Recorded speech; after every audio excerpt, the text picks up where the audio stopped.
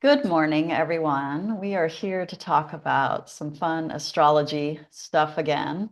Today, we're going to broach the topic of burnout and how people experience burnout and what that might mean for different individuals, but also what are some common transits and how those current transits might interact with the natal chart to set the stage for burnout. And then, of course, it corresponds a little bit with phases of life and stages of life. And of course, so do the planets because they move at predictable speeds. And so we know what's gonna come. So first of all, I'm going to go ahead and share my screen and talk a little bit about burnout and what that means to us. Um, so I'm going to back up. Actually, this is not the one I wanted to be on. All right, burnout. So the loss of the ability to drive yourself. So I'm just using really general terms so that we can kind of plug in how it shows up in our own lives in different ways. But this is just, if you're a really driven person and you can just no longer make that happen by sheer willpower. Exhaustion from putting so much life force energy into something you no longer or never felt aligned with. So if it's a never felt aligned with, it's that moment of you're like, I don't like doing this. I don't want to do this. I can't do it anymore. But maybe you at one point it did feel good and now it just no longer does. Then your body's refusal to walk down that street anymore because it is killing your spirit. So in my experience, burnout has a lot to do with like when the soul starts kind of demanding some stuff from us. And the way we're living our physical life kind of is dramatically no longer in alignment with our soul and our spirit, and the spirit starts to kind of create some difficulties and some discomfort so that maybe we'll start paying attention and change our direction. And then the inability to continue to swim upstream. So I'm just using the metaphor of swimming upstream, doing something that isn't flowing with your life and isn't just kind of allowing and surrendering and being a part of things in their natural way. And then I'll use a Psychology Today definition of burnout, and it's the cynicism, depression, and lethargy characteristic of burnout most often occurs when a person is not in control of how a task is carried out at work or at home, or is asked to take on responsibilities that conflict with their sense of self. And then later it says, equally pressing is working toward a goal that doesn't resonate. And so I feel like that, pretty succinctly talks about the other vague definitions that I gave for burnout and how we experience burnout and what happens. And I'm going to use a couple examples to get it started. And then my terrific group here is going to talk about their own examples and let us each have a little window into some of the different scenarios and ways that burnout might show up, and astrologically as well as in our bodies, in our hearts and our minds and our psychology. Um, and I'll start with myself. That's the easiest study, right? My best lab rat is myself. So if you look at this chart, this inner circle here is my natal chart. And then this outer circle is what was happening in the skies on April 26th of 2012. So for me, my burnout, my most significant burnout, I wouldn't say that I haven't had other burnouts. I wouldn't even say that I'm maybe not experiencing one right now, but they're not as dramatic. So this particular burnout was when Uranus, this is transiting Uranus, we see it at 6 Aries, opposed my natal Uranus at 6 Libra. And it's interesting too that for me it even shows the houses, right? So this is 10th house, which is my place of career, my place of public, people seeing me and how I move out into the world, and then here's my place of home and roots and my inner self. So I had my opposition in those houses even, which was my personal burnout was very tied into career. So on April 26th, 2012, very close to that date, I was having severe anxiety. I was dealing with a very toxic boss, and I chose to take a year leave of absence from my job. And I had that ability to do that because I was a tenured person in that position. And so I just walked away and said, I can figure out what needs to happen after. So of course, Uranus goes back and forth, it retrogrades and it moves direct, and this is a direct motion. But then our next Uranus opposition, this is the second pass of that same Uranus opposition, was October 3rd of 2012. And very close to that date, probably more like the 10th, I had a massive panic attack and left school. I was a teacher at that point. I had just hopped back into the classroom while I took my year leave of absence. I was like, I'll just hop back into the classroom for a year in a neighboring district, and then I'll figure out what I need to do. And I made it through about a month and a half of that year, and I had a massive panic attack as I reached the school and walked into my classroom that morning. And I think it was my spirit and my own being forcing the situation a little bit, or promising myself that I wouldn't violate myself anymore, or that I wouldn't drive myself to do something I couldn't do anymore, because I went into the principal's office and I said, I'm going home, I'm having a panic attack, and I'm never coming back. Because I couldn't just say like, I'll call you tomorrow and see what's going on. And of course, the principal's response was like, oh, go, sweetheart, take care of yourself. We'll call you in the next couple of days and see when you're ready to come back. And I was just like, I'm never coming back.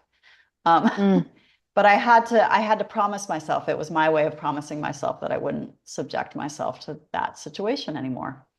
And then finally, so I did. I left. I got home. I called my doctor and made an appointment to see what you do about panic. And I called the HR department and said, I don't know what to do, and this is the situation.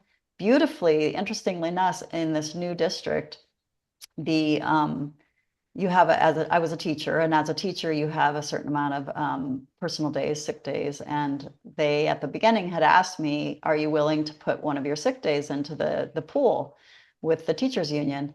And I'm like, "Oh yeah, of course," because I never use them all, and of course, And they're like, "Because we collect them, and then if somebody becomes really ill, then we can give them a mass amount of sick days." So I had done that, and interestingly enough, the HR person said, "Well, did you participate in the sick day pool?" And I was like, "Yeah, I did." And they said, "Well, you can fill out an application for extended sick days, like see if they'll give you more than your 9 or whatever." Turns out they gave me 45 sick days. Wow. So yeah, it was, Wow, that's amazing.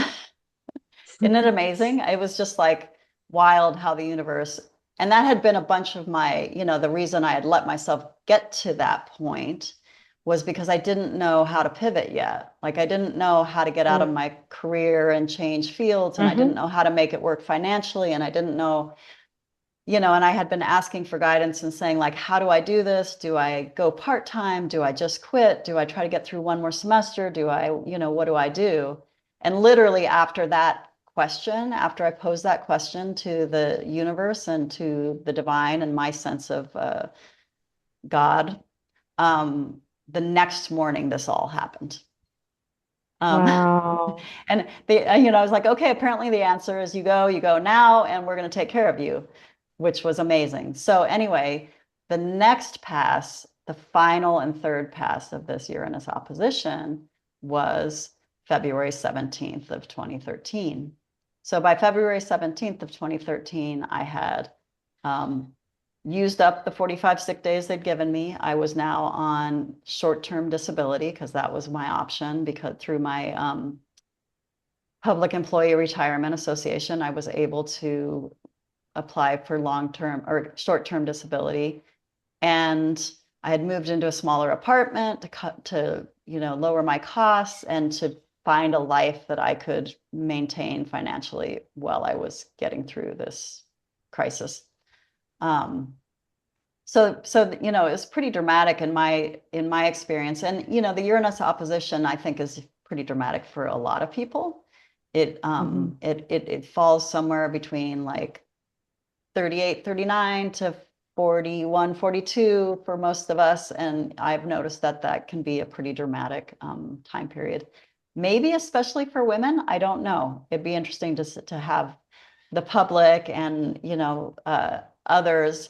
The two women here are, well, you've gone through it, haven't you, Rhiannon? Yes. You're It went you're over old my enough. moon. Yes, you're old enough to Went over have my gone moon. through Yeah. it. So Hmm. yeah. But anyway, it'd be interesting. I would love to hear comments from people about how that impacted both female and male people, however Mm. you gender yourself. I'd be curious as to see if there was a lesser or greater, or how in particular it uh, showed itself. So, and also in Mm. this final pass, my dad passed away. He was diagnosed with cancer around the first pass, Mm. and then he battled it through that whole time and finally passed away on the 21st of February of that year. Um, so it's just, very interesting to be able to so clearly uh, document it for myself. But then, of course, that's not the only way that we're going to see a burnout. A Uranus opposition is not the only way we're going to see a burnout. It might be a Saturn return. It might be a nodal return. There are many things. So I'm going to go ahead and show us the next chart, which is of my son. And Tawa, yes. Tawa, can I, sorry, before you move on to your son for a quick second, can you go to your second pass where you had your panic attack? Um, so this is fascinating. And if anybody has ever gone through a panic attack or they have decided to, th- I know sometimes people have a difficult time, myself included, labeling that as a panic attack and find themselves just using the word. And I think that's just kind of spirit speaking through you to say, yes, this is what's going on.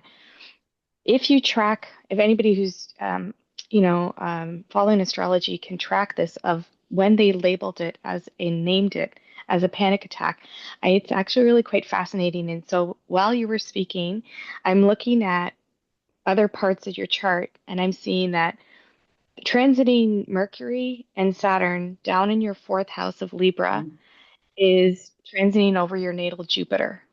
Mm-hmm. Jupiter is in your 12th house of Gemini, so it's debilitated in Mercury's sign.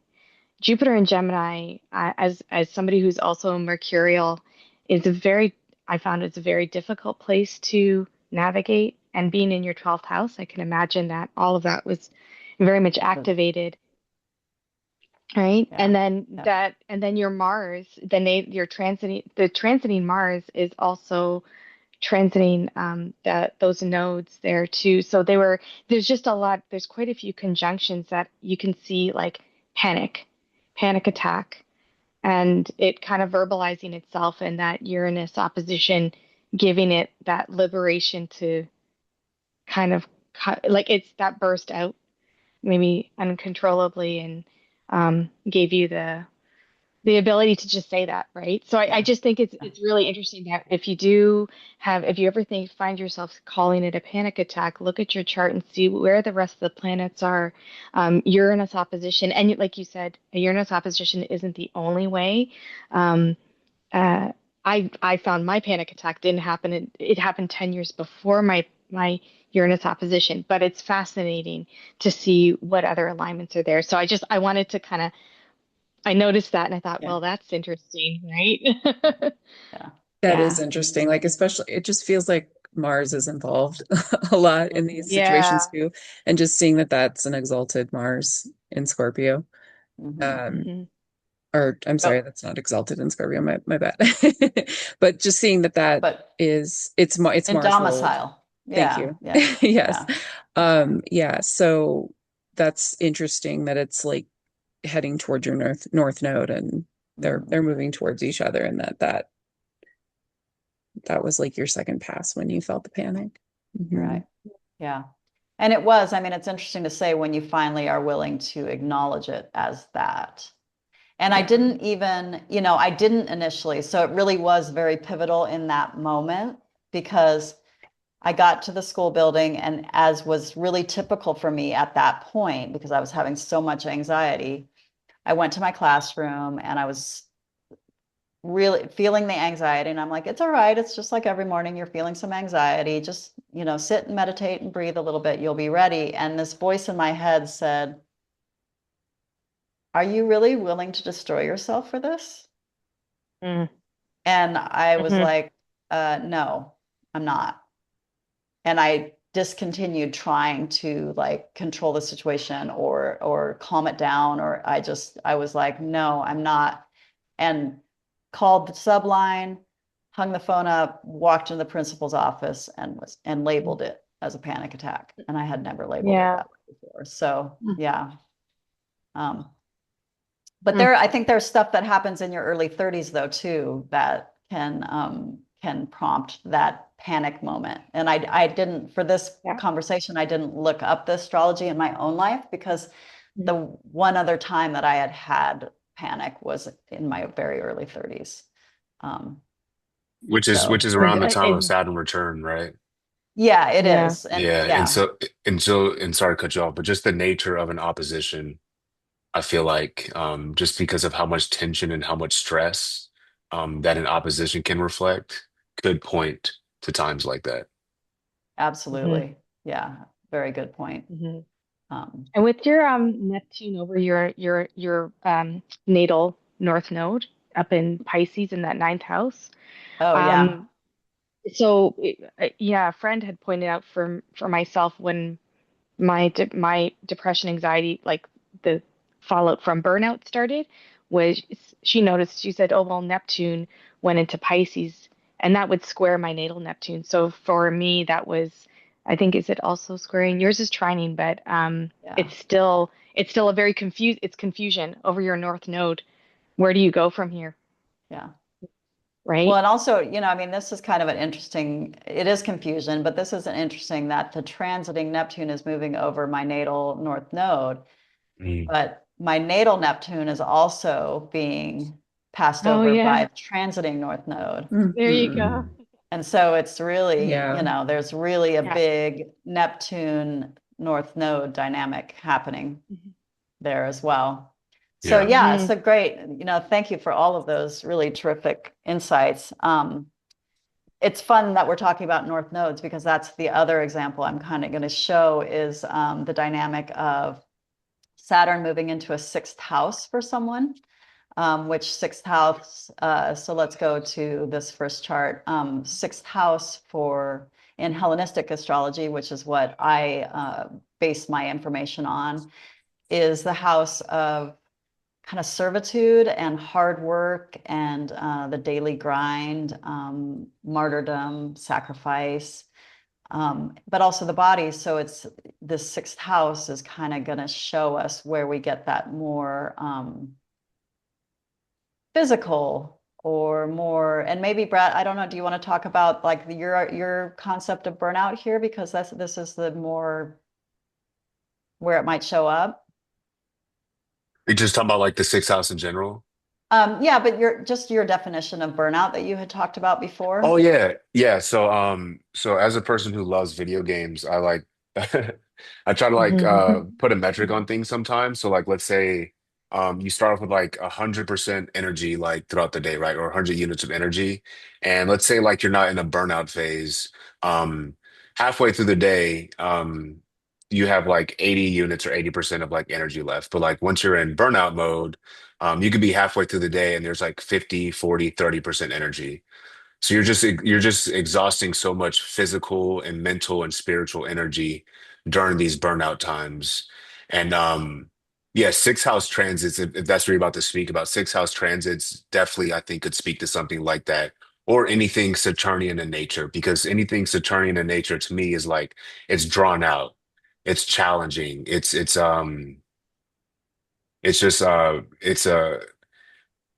difficult. Right. Yeah, it's going to push you. It should be. That's what Saturn. That's what not that's not exactly what Saturn's about, but that's a lot of what Saturn is a lot of the time, I think. Yeah, and it's just made me think about the fact that, Saturn just pushes you to your limits. Like Saturn is so much Yeah. about Mhm. limits and boundaries and stuff, but when it's moving through sixth house, it's going to really push those limits. Yeah, like a long Yeah. methodical process. Right. Yeah. And Right. the success Yeah. is the joy of Mars. So it's Mm, definitely, that's where Mars rejoices. So that makes a Right. lot of sense. You know, Yeah. I feel like we see so much in these Mars and then Saturn in the two malefics that are breaking things down. Right. So, Well, and yeah. also what's interesting here, if we look at this timing, that transiting Mars is at 17, almost 18, um, Cancer, trining, Mm. is transiting Saturn at Mm-hmm. 18. So, so Mars is a part of that picture very Mm-hmm. distinctly, you know. Um, so for this chart, the burnout and the need to like jump off the train basically and just be like, can't do this anymore, came almost exactly to the date when this transiting Saturn moved over. Mm. It was exactly on the south node, the natal south node, and then exactly opposing the natal north node. And then as we see, there are other things too, like transiting Mars that's trining it, which trine is a beneficial aspect, but it's, beneficial aspect just means that it is going to make more of or increase, we don't necessarily always want increase, so Saturn getting help from Mars is just going to burn you out faster, right? It's just going to spin you Hmm. faster Mm-hmm. so that you hit those limits faster. Yeah. So that was really interesting to see that was when, almost to the day, my son chose to resign from his job. And then, Mm. yeah, and then there are some, and of course, this is the final conjunction. So just as I showed in the Uranus oppositions, there were 3 passes because these planets go back and forth. right. So there were 3 passes of the Saturn too, and they started in early 2024, and this was the third pass when it's finally, and often the third pass Mm-hmm. is going to be where things really come to a head. Whatever it is that is building, maybe actually shows up or has some momentum forward. In this case, it's the lack of momentum forward, right? It's complete, breakdown and needing to just, as I said before, hop off the train. Um, so that was interesting. And then the next chart is just showing the nodal reversal, which comes August 30th of 2025, the exact nodal reversal. So we have nodal reversal means having the nodes in the transiting nodes in the same position as your birth nodes, but opposite. So, his south node is now conjoined exactly with the transiting north node, and his north node is now conjoined with the transiting south node. And so big events can happen in those pivotal nodal reversal moments as well. And I thought it was very interesting because, and I can't speak as clearly about my son's burnout because I only know what he shared specifically with me. And I know there's a lot of internal stuff, but I do know that he shared the date with me of August or September as being when he wanted to try to start looking for another job and getting back into that part of his life. And Mm. turned out he was unable to do that. Like there was that fuel or that, charge that Brett was talking about when you're gaming, like he was still at only like 20% or whatever, and just couldn't get to that full 100% to be able to jump back into the modern day demands of a, intense job situation. And then also, I think it's interesting to show that in the 7th house here, we see that Saturn has moved into Aries, which is the sign of this person's natal Saturn, which just tells us that soon, and it turns out it's going to be April of 2027, I think, but soon this individual is moving into their first Saturn return. And you can and not to like speak on your son's chart, but you could just speak in just in general. You could think about how once Saturn enters that sign, that is the beginning of the Saturn return as well. Right. Right. Mm. Yeah. And that's what, for me, it's that activation that now you're in the sign, you're in that house, So I would agree with you, Brett, that that co-presence is already making things happen. Right. So, all right. Well, let me get Mm. out of share screen, and then the next person can share some of their beautiful insight about this. Yeah, I think it's interesting just talking about nodal reversals, like in your sun's chart, Tawa, and then Brett, you talking about oppositions, and we're talking about Mars. Like, I feel like those kind of those seem to be the highlights of the commonalities that we're seeing in like, what constitutes burnout, or what happens when you're getting into that stage. And it's interesting that we're talking about Saturn and Mars, and Saturn, oppositions are the nature of Saturn, and squares are the opposite, are the nature of Mars. So Yeah. we're seeing a lot of this, like these two malefics breaking down things, hopefully to pave a better path. So, for ourselves, like when we're getting into places that we know we shouldn't be. But for me, it's interesting when I really started feeling a sense of burnout in my life. It was around 2017, is when it kind of started. I don't think I was in the burnout stage at this point, but you could see it beginning. So I'm just looking at like the astrology back then. The end of 2017, we had the North Node in Leo, which runs through my sixth house, which is Mm. ruled by Mars. And then also the South Node was in Aquarius.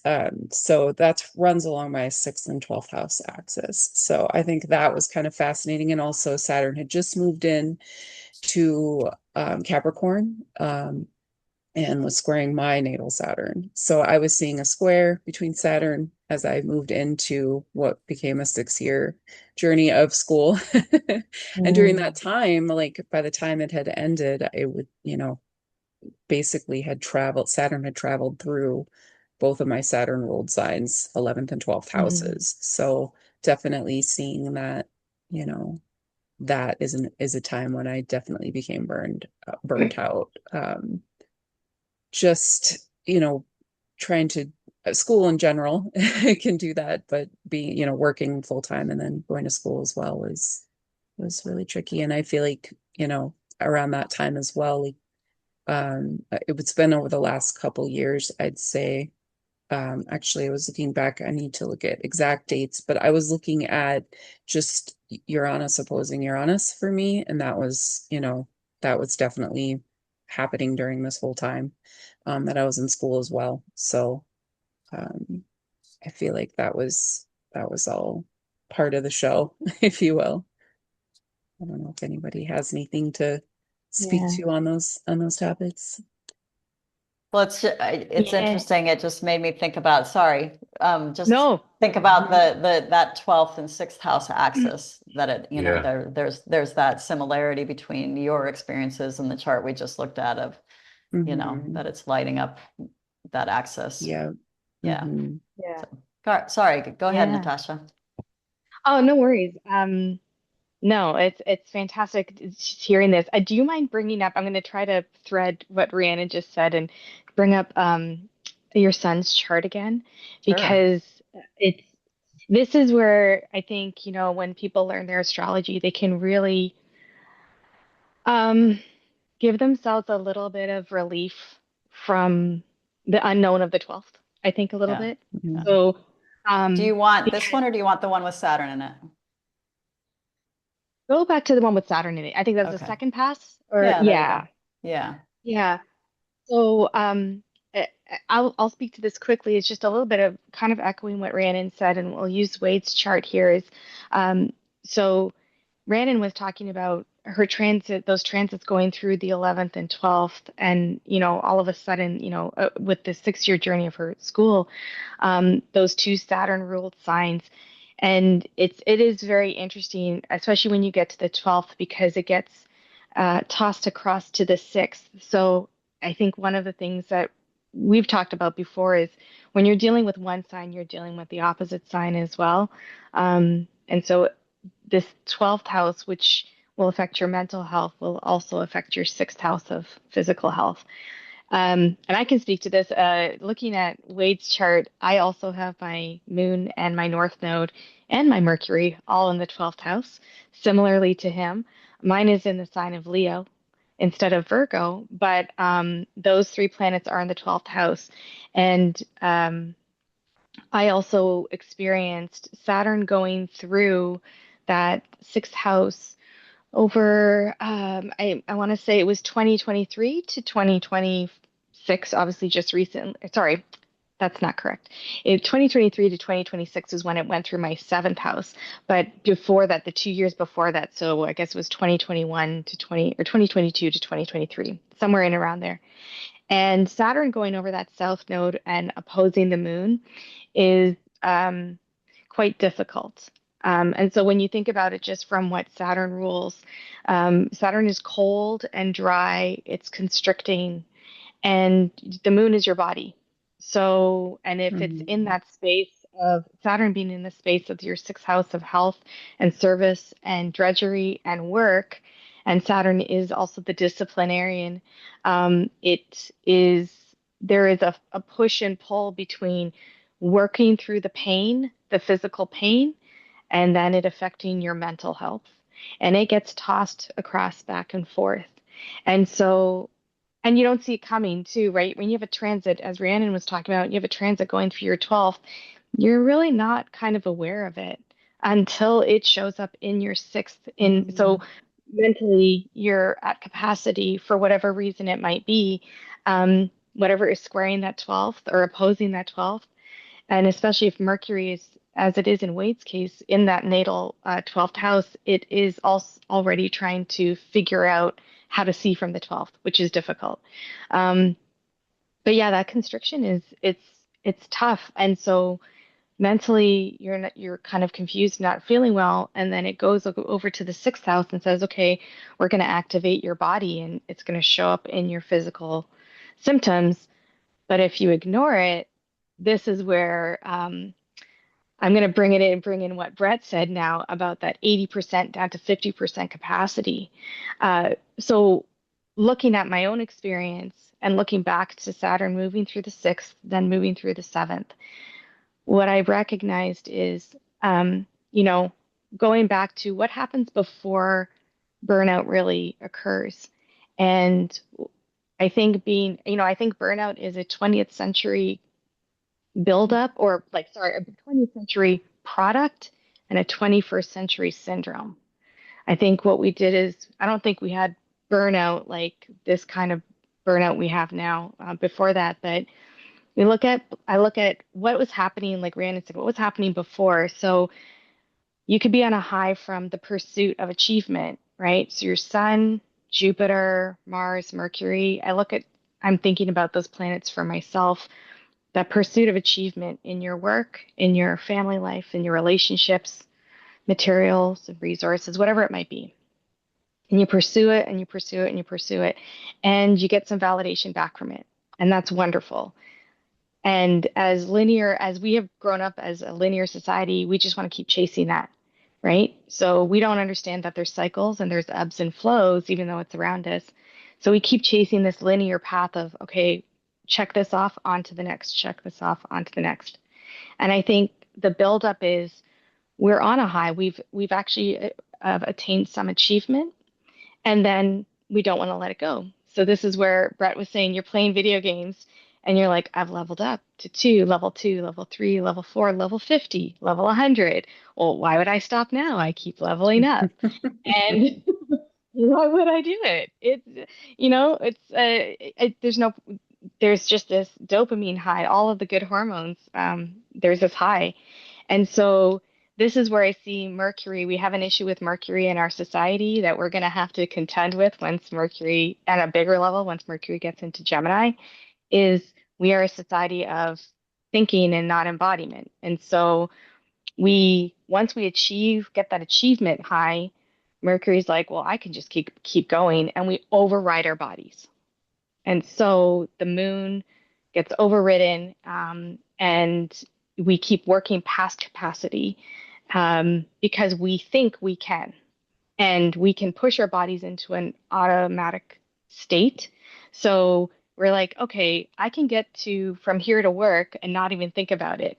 And so Mercury keeps looking for the patterns that we can automate. And once we get it automated, then Mercury's like, let me look for the next pattern that I can automate so I can take on more tasks. And so it's just more tasks, more tasks, more tasks. And something I noticed in Tawa's chart, and I'm noticing now in Wade's chart as well, is that Jupiter in Gemini, right? Jupiter in Gemini sign is more, more, more, more, more, and it's also confusion. And so Mercury is getting really amped up and just wants to keep going for more. And Saturn comes in and was like, well, your body actually can't take that much more. Like you can't, you're not sleeping, you're not fueling it with food, you're probably not peeing or pooping when you need to be, or you're thinking about solving problems when you're on the toilet, whatever it is, you're in the shower. You're always letting Mercury have its space and not letting your body have its space. So then Saturn comes into your sixth house and says, well, actually, what happens before that is you get the warning signs: mild upset stomach, maybe some bloating, maybe a bit of acne, maybe your hair is falling out a bit, dry eyelids, dry eyes, whatever it might be, tiny things. And you ignore it and you push through because Mercury says, I can do this. I've achieved something before through hard times. I can achieve it again and I can push through my body. And then you have all the warning signs your body's giving you and you don't listen to them. As we're like, nah, it's okay, it's fine. And then Saturn comes in and says, you were not listening. Now it's a full stop. Now it's a full fucking stop. And it's for your own good. And it's going to be painful. And it's going to be disillusioning because you grew up in a society that A, tells you to work through your sickness, to work through grief, to work through your body. Your body can take it. You can have a little less sleep. You can have a little less food. You don't need to go to the bathroom. That's what society also tells us. So outer planets are also like things I would say, we it does create this syndrome, but the internal drive of continuing to go, that Saturn in the sixth house says no, and it really slows you right down. And I got to a point where this was a few years back, and it was really, it is very quite dramatic when you get to a point where you're like, wow, I can't eat, sleep, breathe, or poop. All of those things are not functioning. And those are all basic bodily functions. So when all of those go awry, then everything else is out of whack and it goes back and forth to your brain getting foggy. So burnout is, I feel a lot of it can get tied to Mercury because in our society, in our current society, we are overriding our bodies and we're letting Mercury kind of run this path of productivity.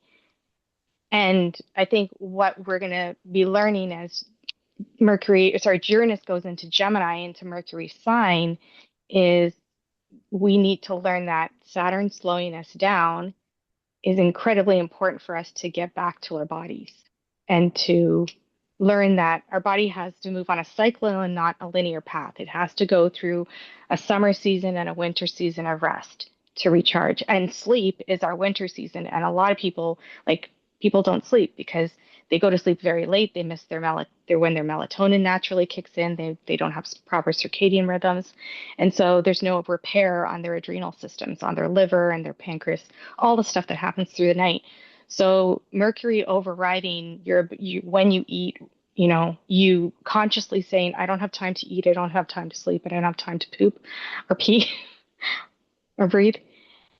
It will come in and do a hard reset. And so I can see, when people look back through their charts and see where's the big ones like Uranus opposition. And I think that comes for people in that late 30s and 40s who have been processing careers that were meant to teach their soul something, but now it has to flip to something else.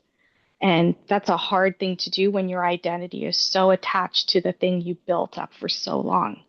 And so you go through this disillusionment and this dissolving of your identity through the 12th house, opposite the 6th, to break down and say, you just can't do that anymore and you have to do something different. But we are stubborn asses and we don't like to be told what to do. So this is how the universe does it for you.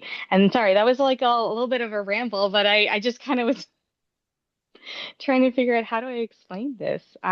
Yeah, It's I resonate that with that so much, Natasha, just yeah. with the Uranus opposition and then like my 12th house getting activated and just thinking, okay, like I've been at my job for like 19 years, like, and I know it's time to transition. I'm like, oh, this isn't like feeding my soul. This isn't like what I want to do. And then I'm sure as Pluto moves through my 12th house of Aquarius and gets louder and louder and louder and opposes my Mars in Leo in the sixth, that it's going to become more apparent. This is why it's good to talk about these Yeah. things, I think, too, because then you can see them ahead of time and you can get ahead of them. So, but Right. no, I really resonated with that personally. So thank you. Yeah. I think it's, one of the things I think is for people to know is that whatever you're going to go through is just to have a bit of a kinder acceptance for yourself. Because I think the biggest part is there's um, a lot of self harm in the way of just how we talk to you're not pulling your weight. You're not tough enough. And I think that's the thing that obviously the society tells us too is when you're sick, oh, how could you be sick? You don't look sick. You're upright and walking and you're fine. And so a lot of that outside noise can really prevent people from taking the like slowing down when they need to. And also, like you said, like making the changes because Rhiannon, like Hmm. if you decided to tell your family, hey, I've been at this job for almost 20 years, I'm going to completely flip it and do something new. I don't know your family.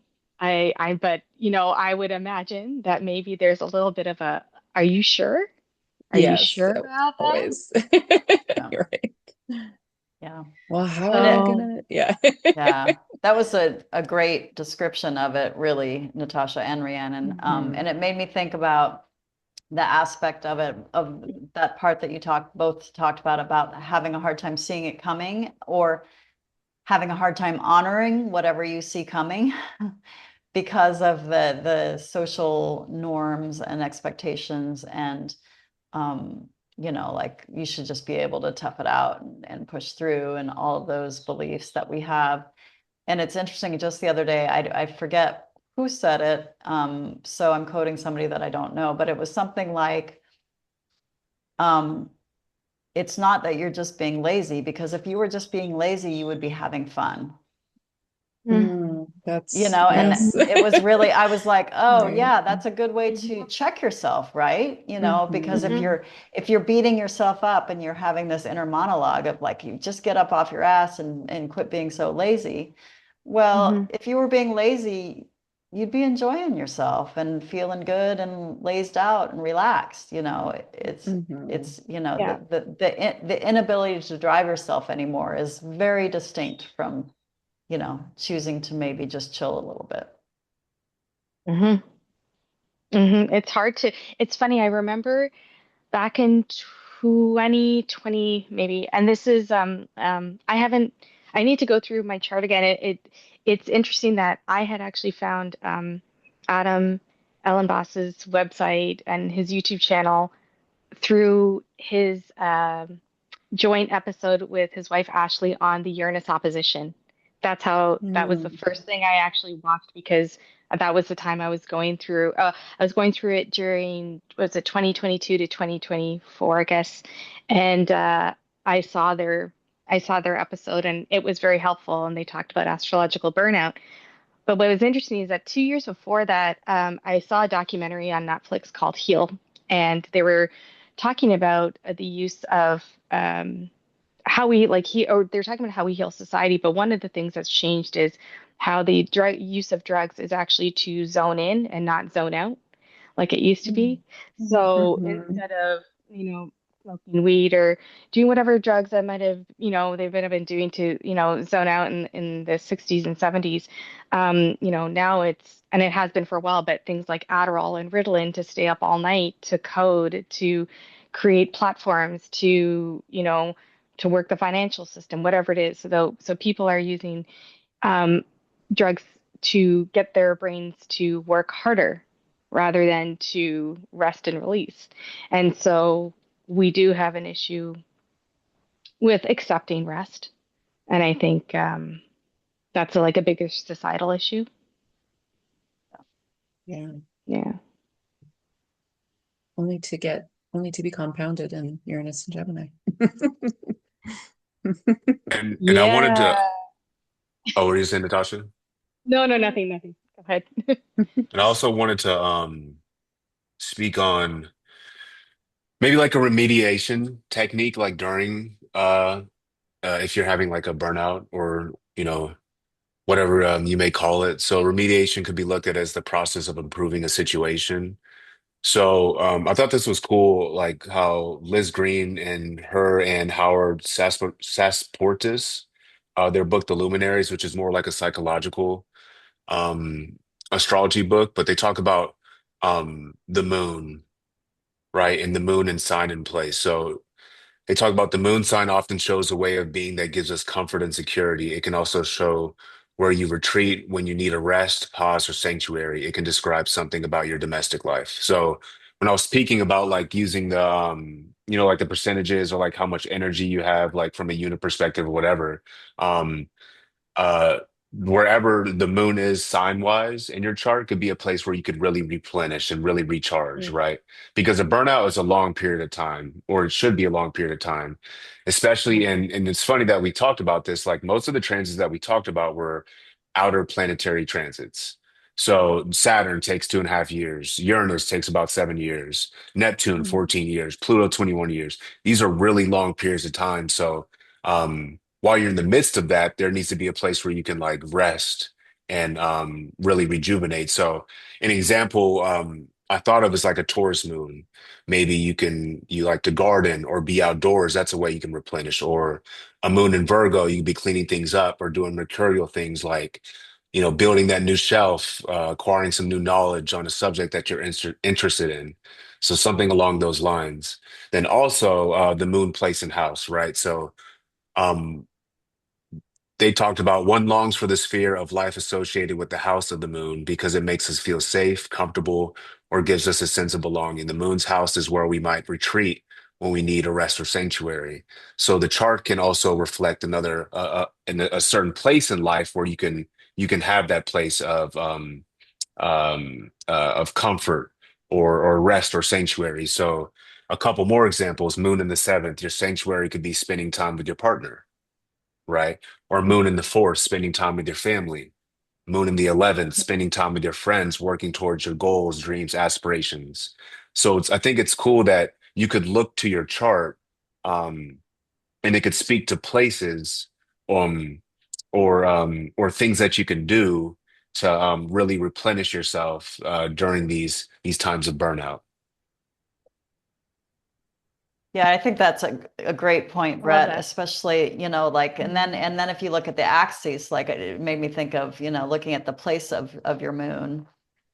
And then the axis is going to tell you probably where things are going to show up that would tell you that you're nearing a burnout. So you could even use those mhm, sorts of things, not only as a remediation or a way of um, lessening the impact, but also a way, you'd be able to see when things are getting jinky or a little strange in the opposing house in your life, then that could Mhm. probably tell you like, up, mhm, something's coming, like, Yeah. Yeah. there's something is getting out of balance mhm, here, something is coming. Oh, that's so mhm. funny because when I was I mean, if I were to take your advice, Brett, back when I was in school, my third house is where my moon is, and the opposite is the ninth, and I'm over Mm. here trying to get a higher education. Like that's burning me Yeah, out. Like that's so yeah, great. Yeah, that's a great example Yeah. or yeah. I suggestion. like those remediations. Yeah, Yeah. yeah, and it's Awesome. simple. It's a nice way to kind of. It doesn't have to be super complicated, like you said, just based on the house. Like in something. If it's in the house, Hmm. if it's in the fourth house, do something fourth housey, which is small and doable, right? So yeah, it's a nice way to Yeah. remediate. Yeah. Awesome. Well, anybody have anything that we really want to cover before we let everybody go and give us some great comments about what they see and what they heard and what resonated and questions that we can maybe clarify for them in the future? Yeah, awesome. Well, thank you all good. as always for being here and for sharing this grand adventure with me and with the public out there. And look forward to the next one. We'll see you all soon.